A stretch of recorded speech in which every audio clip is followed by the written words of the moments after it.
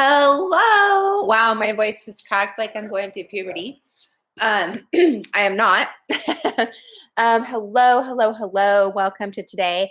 I'll wait a couple minutes to get some people on, and we'll get going. I am pretty excited, you guys, while we're doing that. I got new yoga pants, and they match our brand colors. So as you know, the pomegranate is our brand, and I chose that because if you look at the seeds, they look like blisters. So I thought to myself, gosh, I don't want some WebMD looking awful diagram or like some awful, like, ladies, like you look at the tampon boxes and it's like some awful blue diagram. Hi, new friend. Welcome.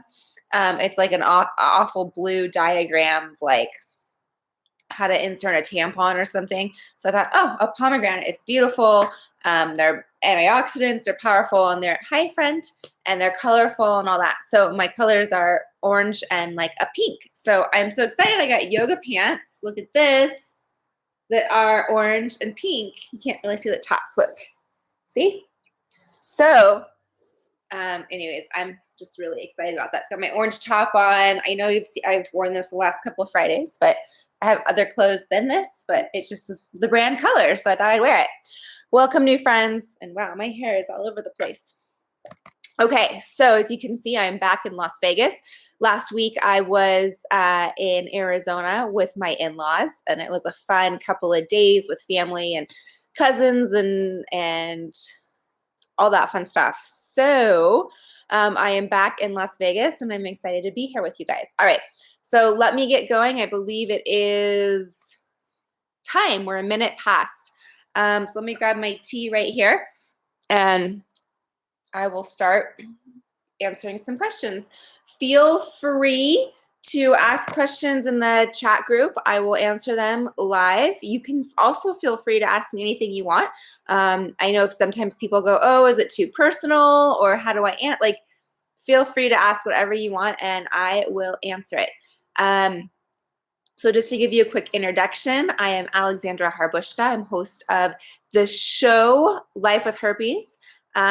Yes, I have genital herpes, and I've created this just to be a sounding board to really, I wish this something I had when I was diagnosed back in 2011. And, just answer questions, get the facts, break this stigma, get rid of the stigma, and go on to our beautiful lives, because it is 100% absolutely possible. So I am excited to be here. All right. Our first question, hold on guys, I got to get all set up here. Okay. Oops, that's not what I want to do. Let me do this, get all organized. I get all excited and start talking, and then I'm not even organized for what I need to talk about here. All right. Are you guys ready for Friday? I'm ready for it to be Friday. I have been very excited about it being Friday. All right. So it is Friday, April 20th, 4/20. Just thought I'd say that. I don't know if that's really even a thing anymore, if that's more like cool in high school. I don't know. All right. So hi, new friend. Our first question today is, okay, question. If you're having an outbreak in your mouth, is it okay to use tea tree oil? Okay. So let me answer this for you. Is it okay to use tea tree oil? All right, so there's a lot of essential oils that have a lot of great properties that are antiseptic, anti-inflammatory, antibacterial, antiviral, all these things, and they do a lot of great things for you. I use the word things a lot in that one. What I want you to look at is I want you to look at your bottle and look and see what it says on there. Sometimes it will say you can ingest it, and sometimes it won't. So I want you to look at that.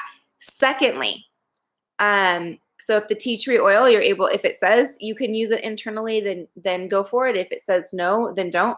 I don't have any here with me in Las Vegas. Otherwise, I'd get it out and look at it. I have them all in San Diego. But I don't know if tea tree oil if you're supposed to ingest it. Look at the bottle. Secondly, if you do have outbreaks inside your mouth, I'm going to challenge you to look and see if it's a canker sore. So a lot of times herpes and canker sores get confused, and they're two different things. A lot of times they show up together at the same time because why? Your immune system's low. And a lot of times when your immune system's low, then other things happen. So it's kind of like, which came first, the chicken or the egg? I don't really know.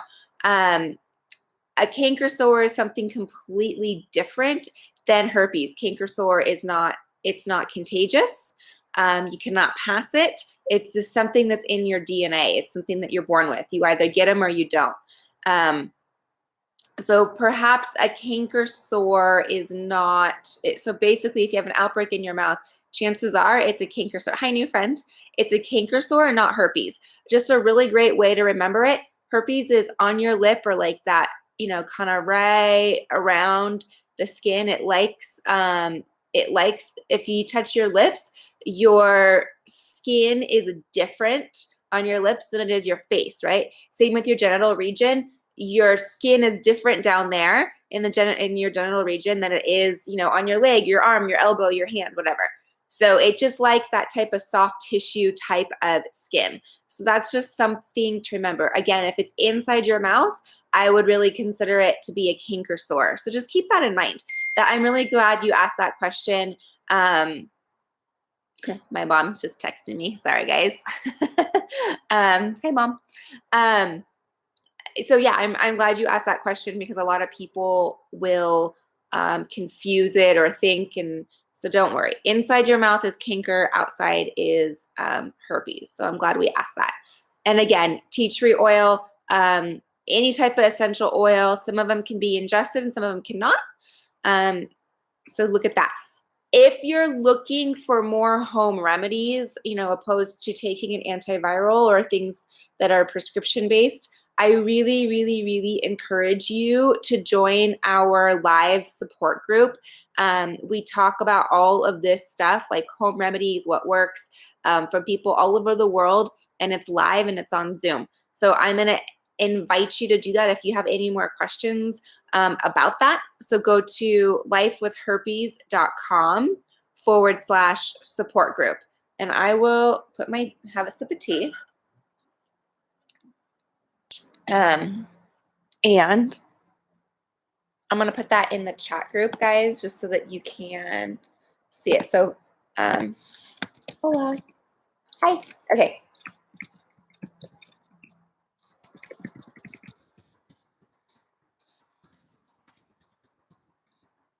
Yeah, so that's where I'm going to invite you to go for more resources. We talk about a lot of fun stuff, and we are breaking that stigma, okay? Answering questions, getting through it. Okay, is it possible to not have any signs at all and all of a sudden test positive for herpes? Okay, this is a big one. And the answer is yes and no. So let me back up. The thing is that in order to depends on what test you're using. I go into this in one of my recent episodes. I'd have to look it up right now. I think I talk about I think it's just called herpes and testing. I think it's like episode 87 or 88. It's pretty recent. And it depends on what test you're doing. So there's a couple types of tests. There's basically a swab test where they swab the area, or there's a blood test. Now within the blood test, there's two types of blood tests. I won't go into those details. We don't need to get that detailed. There's the blood and then there's the swab. So is it possible to test positive without any signs? If you do the blood test, and thanks for the thumbs up, by the way, I really appreciate it. If you do the blood test and you test positive and you're like, whoa, where I had no idea what's going on, I've never had an outbreak, you did at some point. Okay, so it's impossible to test positive without having some type of outbreak or some type of sign or symptom. What can happen and what does happen is we don't notice it or we associate it with something else. So we say, oh, it was because I was shaving and I had a razor burn. I didn't realize it was an outbreak. Or, oh, I thought it was because my jeans were too tight and that was the rubbing and that was the bad sensation. I thought it was whatever, right? So we tend to not realize the signs and symptoms if it is a mild outbreak. In my personal case, and perhaps your personal case, I'm not sure, is I was in so much pain. I couldn't wear jeans. I couldn't sit. It was miserable, right? So I knew I had an outbreak. How do you not? I don't know how other people don't experience such an awful experience on their first outbreak is beyond me. And if you don't experience that, that is awesome. High five. Good for, amazing. You don't ever experience that. I don't want you to experience that. Yeah, so is it possible to not have any signs and test possible for herpes? Yes. I go into this again, a recent episode. I'm gonna invite you to watch. Again, it was like 87 or 88, maybe 86, about herpes and testing. And then I also go into this again a lot in our support group. Would be another great place because we do go into all the signs. What are the signs? What are the symptoms? What do we need to look for? I go into the different type of testing. I really dive into that onion, and because a lot of times in this situation, a lot of times that people ask this question is because their girlfriend or boyfriend is like, well, I never had it. I didn't know. And then you go get tested because someone in the relationship gets an outbreak, and then you go get tested, and then you both are like, well, where did this come from? We've both been monogamous. I have no idea. So that's really where that hi friends. That's really where that can of worm gets opened. So yeah, that's a great support group discussion, and we have discussed that a couple of times. So join us Monday and Wednesdays. All right. Ooh, I like this one too. Okay. And guys, please, please, please ask questions. Like, I will answer them for you. Ask me anything, whatever you want to know. It can be personal. It can be whatever you want to know. What did I have for breakfast? What tea am I drinking right now? Seriously, whatever you want to know. I want to get personal with you guys. Okay, here's our next question. What do I tell my friends or family members? Okay, so I'm assuming that is, do I need to tell them I have herpes? The quick answer is no. You don't need to tell them. There's no reason to tell them. You're not going to infect them by being there. You're not going to infect them by using a toilet. You're not going to infect them by, any of that type of thing in a common house. What you do need to be aware of is if you are going to if they're going to come in contact with your infected area, then yes, you need to tell them. So, if you're going to hook up with someone, then you need to tell them. But as far as a friend or a roommate or family, or you live at home and I remember I was really concerned, do I need to tell my parents because of the laundry? Because I lived at home at that time. What about my laundry? What if someone's doing the laundry and touches my underwear? I was worried about that. No, it is, you are totally fine. So what do I tell them? You don't need to tell them anything. And that is my personal opinion. You don't need to tell anybody unless you want to, or unless you're going to come in contact with them, right? Unless you're going to expose them in some way. Again, ideally, most commonly it would be having sex with them, or kissing them, or things like that. So if you want to know more about how do I have this discussion? I want to tell them, I want to get this off my chest. I want to discuss this, all that. Then that would be another great thing to do to join us in our support group. We talk about this. How do I tell, what do I say? How do I tell people?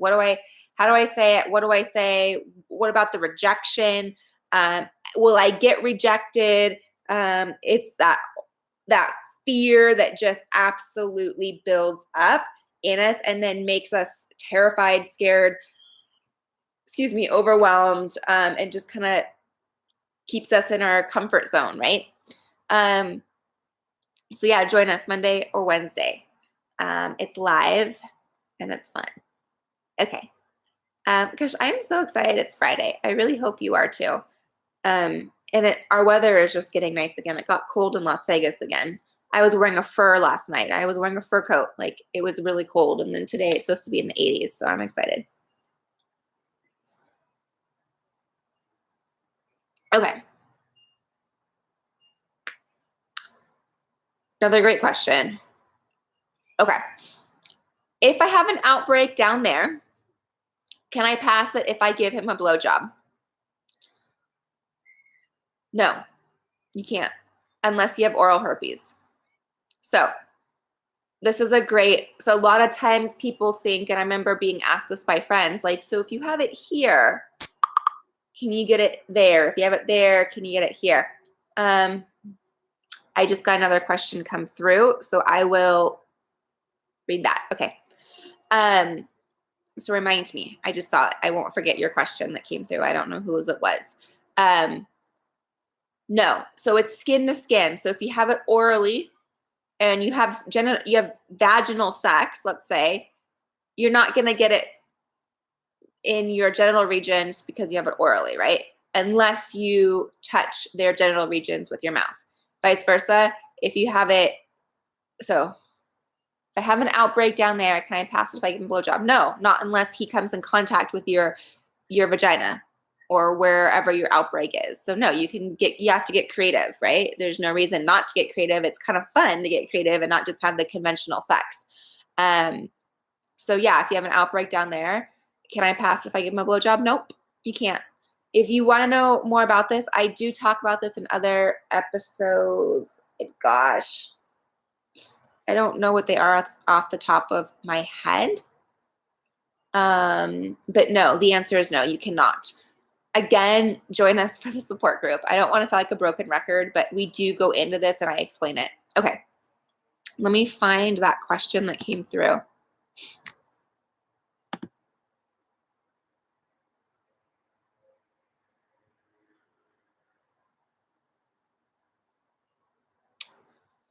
Where did it come?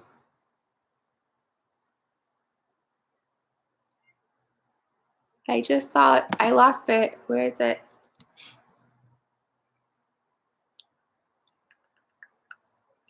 Where is it? I don't have it.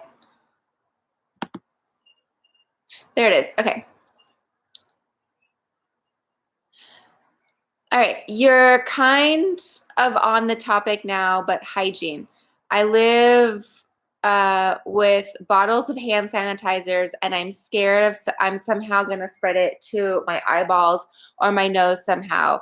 I read for oral herpes, you should change your toothbrush. What about like the sheets and stuff? All right, so if we're talking about, I'm not sure if we're talking just about oral herpes or not, or genital herpes or what. So yeah, I'm not sure. I'm assuming I was just going to text you back, but I'm assuming we're talking about oral herpes. So in my last time I had my outbreak, what I did is I just made sure I kept the area covered. So like, like you could use like gauze and like kind of put the tape on it, that like surgical tape, so it doesn't hurt. If you want to do that, kind of leave it loose or wherever it is, right? Kind of leave it loose so it can air out. You really want it to dry. The best thing to do is just don't touch it. I know that's really hard. If you see me right now, like I just wipe my nose, I am touching my lips, right? It's normal, right? We touch our bodies. I want you to touch your body. I don't want you to feel like your body is this, for an object or there's something that's disgusting, or now that you're infected, you can't touch yourself. Absolutely not. That is wrong. I do not want you to do that. Please don't do that. I understand when you have an outbreak, you feel that way. I know I have in the past. I've definitely felt like disgusting or, oh, I don't want to touch anything. But the best thing is don't touch it. As hard as that is, don't touch it. If you do touch it, go wash your hands, sing happy birthday. That's enough time for ideally to kill what's on your hands. Use soap and warm water. Pretty simple. And do that. In general, we should also be washing our hands a lot. Because just in general, right? Like we need to get in the habit of washing our hands more, period, as we move on in life. Just wash your hands. Okay.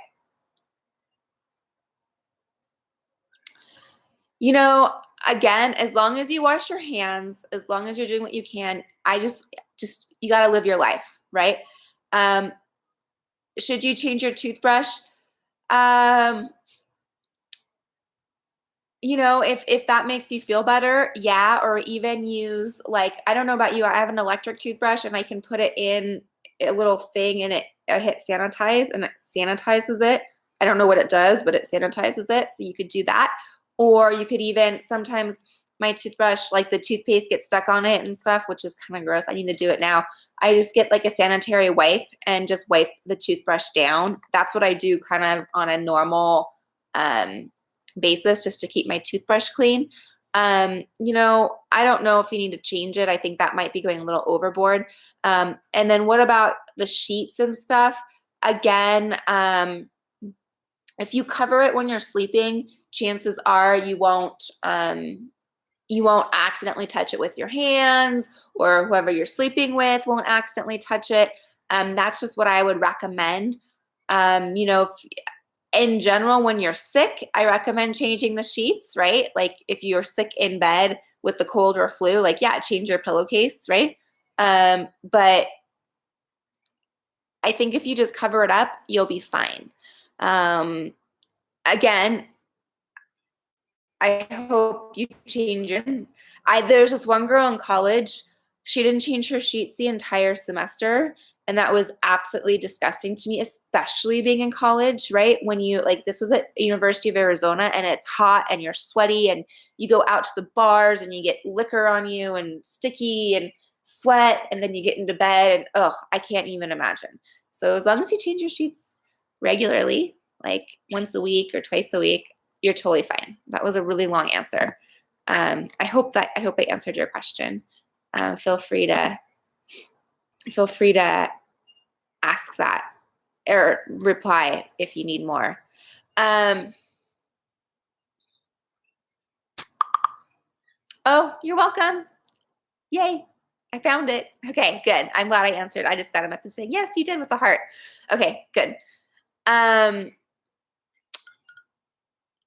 How long did everybody's body take to develop an immunity to this? I've had it for 2 months and I'm getting outbreaks a lot. Not bad, only one sore, but I have HSV1 genitally. Okay, so how long did it take everybody's body to develop an immunity to this? So first of all, it's not really building up an immunity. What you're gonna do is you're gonna allow it to go dormant. So the virus goes into your nervous system, and then it will lie dormant in your nervous system when there is not an outbreak. What that means is you build up your immune system. Your body gets used to it. Your body goes, oh, I know what this is. All right, boom, I know how to suppress it. So that's really what your body's doing over the time. The longer you have the virus, the less outbreaks you will have. So in your first year, you'll have a lot. And once you've had it for 50, 60, 80 years, chances are you'll have them less. That's just in general. It's not for everybody, but it's in general. So if you've had it for 2 months and you're getting outbreaks a lot, that's probably pretty normal. Your body's adjusting to it. there's some people that get it once, they get it, twice a year. Like their bodies just is maybe a little bit stronger, or their immune system is stronger. Maybe there's some other things that are going on in your life that are causing stress. Maybe there's a little bit of shame associated with it, which puts a lot of stress on us, even though we don't realize it. So those are just some things to look at. Would be the best I can answer that for you. Again, we talk about this in our support group. I really, really want, if this is something you want to talk about more and know other ways to suppress it, other ways to, boost your immune system, there are some supplements you can take. There are some changes you can make in your diet. There's a lot that you can do to help suppress it. So there's a lot of changes.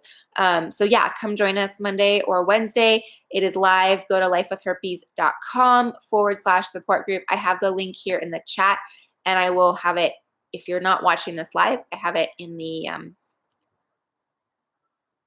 not show notes, like the down below. I don't know, down there. Okay. Okay, this question I like, and I'm been asked it many, many times, because this is something we are not taught in sex ed. This is something that we assume that we're okay. Can you get herpes without having sex?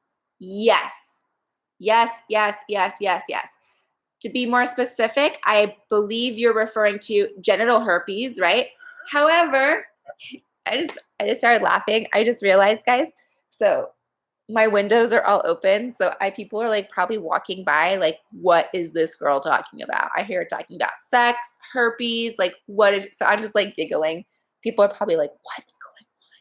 It's really funny. I totally just thought I'd share that with you guys. It's actually really funny. And when I'm in San Diego, I live on a golf course, and same thing. I'll have my windows open and I'll be like talking about sex and whatever. And you should see some of the golfers. They're like, what is this house? Like, who is this girl? What is she talking about? Okay. Anyways, I just laughed because I saw someone walk by. Okay. So yeah, can you get herpes without having sex? Yes. Number one, you can get herpes from kissing somebody. Okay. That's most commonly how you get oral herpes. Yes. There's two types. There's oral and genital. So yes, can you get herpes without having sex? Yeah, you can have herpes from sharing a lipstick. You can get herpes from kissing someone. You can get herpes from sharing a drink. You can get herpes a lot of ways. I know what you're referring to. You're probably referring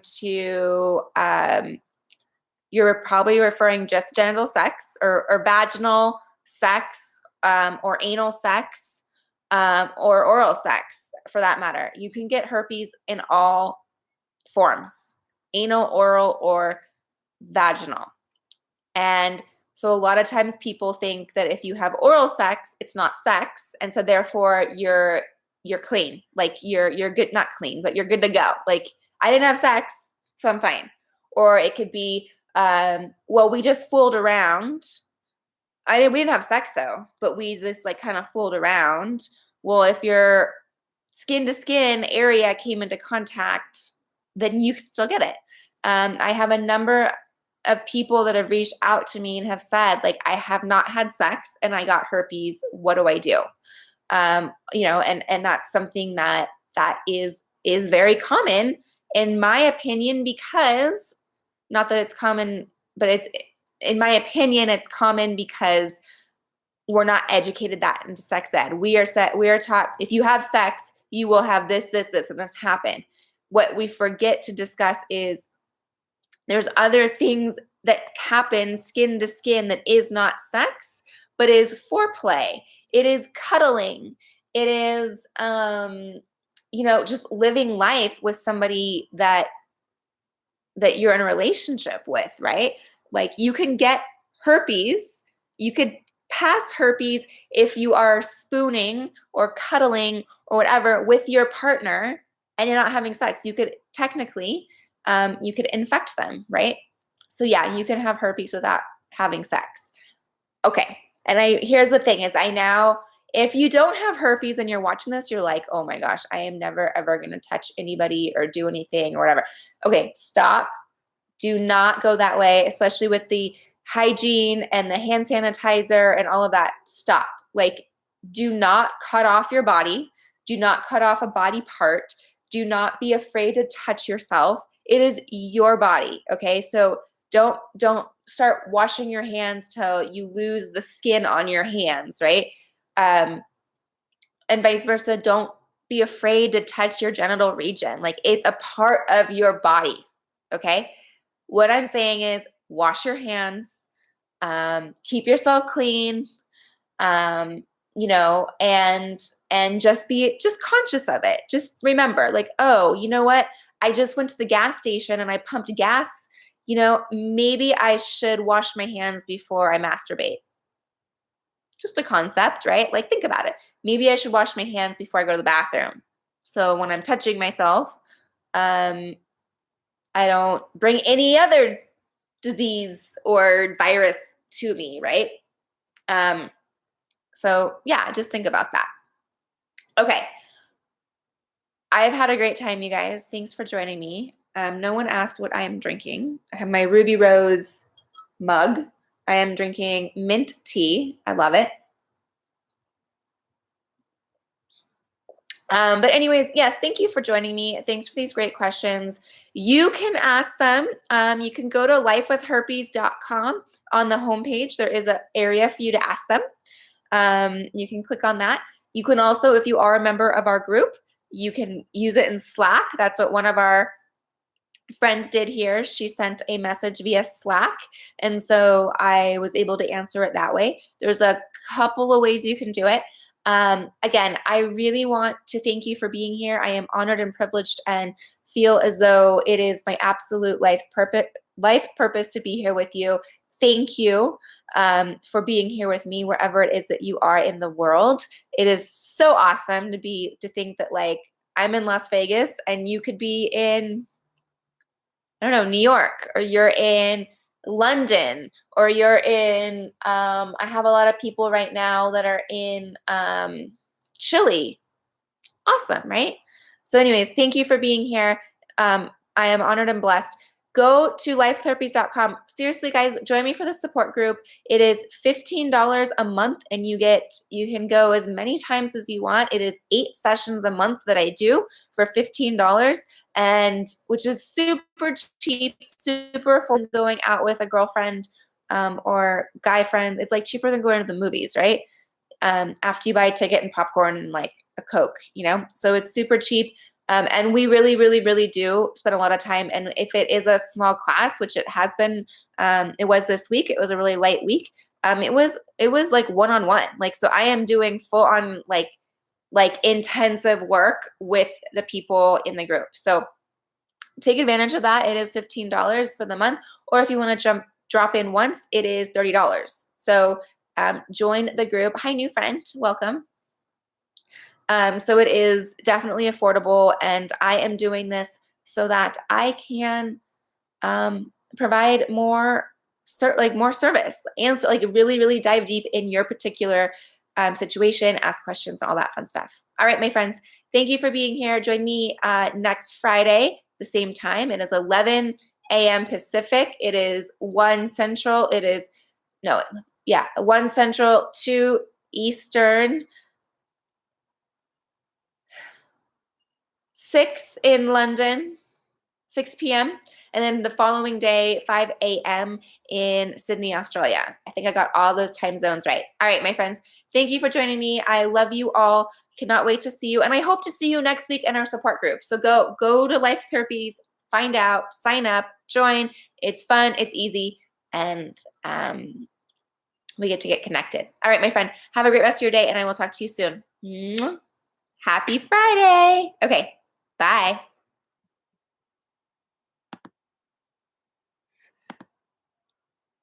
How do I end this thing? I always do that every single time.